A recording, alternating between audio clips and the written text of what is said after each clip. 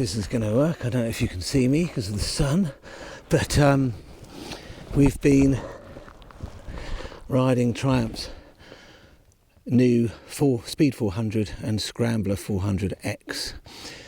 I'll cut to the chase. They're absolutely awesome little machines, incredibly well built, very nice design.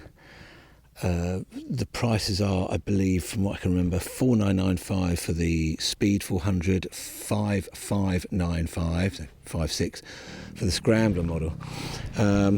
They're different to each other than you'd think, and yet they feel essentially the same thing. You've got just under 40 horsepower from a brand new single-cylinder 4-stroke engine, very nicely balanced.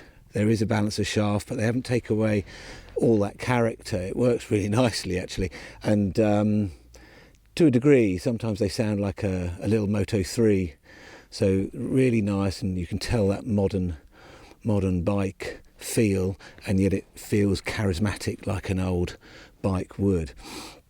The looks are sort of part modern, part old. It looks like a baby Bonneville. And because this is only a short video, to be fair and to cut to the chase, it also rides like a little modern Bonneville. I say little, when you're riding it doesn't feel modern. There's one coming past now, that one. They're an absolute cracker. When you're riding, you don't feel like you're on a small bike. So if you go out riding with your friends who have 900s or 1200s or anything in between, you're not going to feel the odd one out. It feels the right size. If you're I'm 6 foot and I feel perfectly at home on it. It's never once felt like a toy or anything like that. Only if you start really trying to gas it will you obviously notice that there's 40 horsepower and not 100 horsepower. It's that good down below. It's a lovely flat torque curve they've managed to produce. And Stuart, one of the chief engineers, he said that there's zero valve overlap on the engine, and there's a lot more scope to get a lot more out of that engine in the future. The actual frame is slightly different. They've made a special sort of composite frame whereby they can adjust it so they can change the geometry to make so the Speed 400's got different geometry to the Scrambler. They've also got longer forks on the Scrambler. They've got a bigger disc on the front because it's got more travel, and it's higher. The Scrambler 400X is taller. I think it's 835 millimeter seat height, whereas the Speed 400 is 785, something like that, from what I remember. They ride beautifully. They're so comfortable. I mean, to be honest, they're more comfortable than the Scrambler 1200 that I had for a year. I really like it. It's a lovely bike. It has got character. It does what you want it to. You can turn the traction control off, ABS off, certainly on the Scrambler. You would have to check. You can turn the traction control off on the Speed 400 if you want. There's even enough room on the pillion seat for a pillion. They really have got the design right. They've got it right. They've priced it right. Probably in no uncertain terms thanks to Royal Enfield and the popularity of their bikes with their budget price that they've set. So they've set a precedent. But this bike is important to the other parts of the world that Triumph haven't maybe been dominant in the past.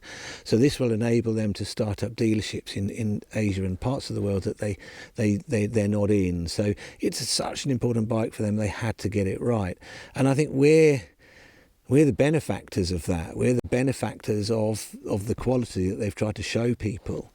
And yes, it's made by Bajaj.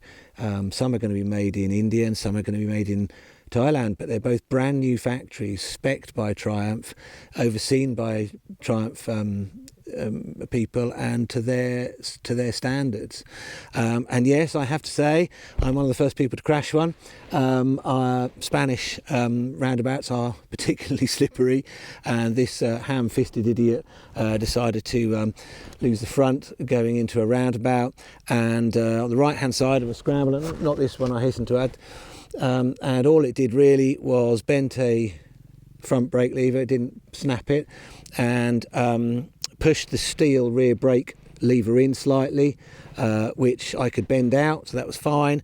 And the rear exhaust, that nice twin exhaust it's got on it, that had a few scuffs which I couldn't do anything about, but would ultimately paint with some heat paint, and probably wet and dry would come out with the little stainless steel bit at the end. So fantastic. Also looking at that, they've tried to make it so that it's actually relatively cheap to look after as well. So you've got 10,000 mile service intervals. That's 10,000 miles or 1 year. There's a good warranty. I say good because I can't remember how long. And there is what they consider to be a low overall price for sort of 3 years of ownership. So it's a big thing. I mean, especially when, we've said nice things about Royal Enfield, but 3,000 mile service intervals on a Royal Enfield, they're only cheap services, but they all add up, and it's time without your bike and so on. So have a think about that. But there are pre-orders they're amounting to more than 10,000 for these 400s, and I can see why. I think they're going to sell like hotcakes. So if you've ordered one, you won't be disappointed. If you're thinking about it, go and try one.